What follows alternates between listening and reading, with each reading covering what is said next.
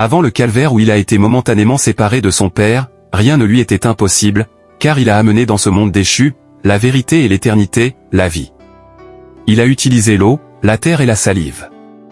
La terre représentait l'élément tellurique de la création qu'il fallait spiritualiser.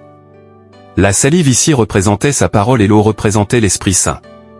L'humanité adamique ne peut atteindre l'humanité christique, la lumière du monde, qu'à travers l'obéissance à la volonté de Dieu par sa parole avec la puissance d'Esprit Saint. Pour dire simple, c'est en obéissant à la volonté de Dieu à travers la parole de Dieu révélée par l'Esprit Saint que l'humain parvient à la félicité de Dieu.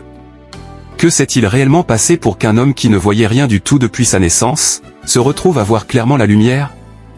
Le Verbe incarné de Dieu est la lumière du monde, il l'a dit, pendant que je suis dans le monde, je suis la lumière du monde, il est le principe de la création.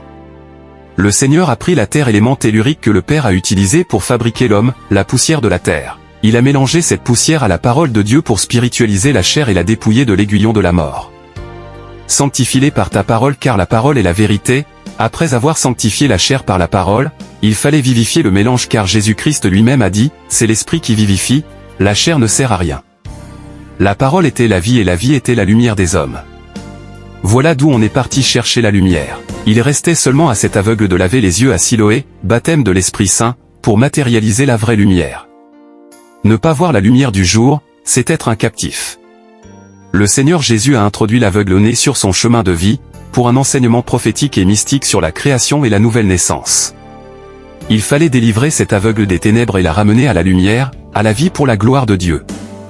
En somme, par ce rituel, toute la mission sur terre de notre Seigneur Jésus a été révélée et la gloire de Dieu a solennellement été manifestée. C'est parce que la gloire de Dieu a été fortement manifestée que les pharisiens ont cherché à détruire ce témoignage, le fruit d'une œuvre vocationnelle divine.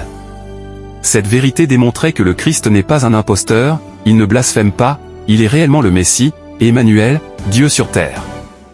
Il y a encore plein de mystères sur ce miracle que nous déclinerons dans le 2e tome du Decretum Absolutum.